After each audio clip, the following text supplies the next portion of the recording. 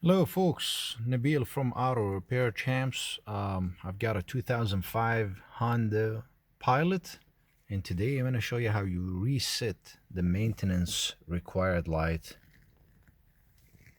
See if I can zoom in here on this vehicle. So what you need to do, turn the key ignition to the off position. Press and hold this select reset button. Press and hold. I can't do this while I'm holding the camera, but what we need to do is press and hold and then turn on the key ignition. So hold and then turn this to the on position. Let's see if I can get this here.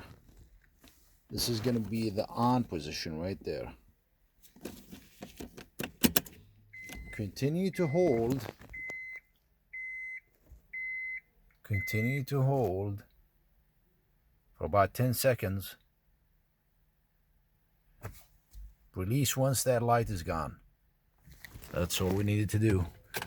If we cycle the car, that light is gone. Thanks for watching, folks. Have a good one.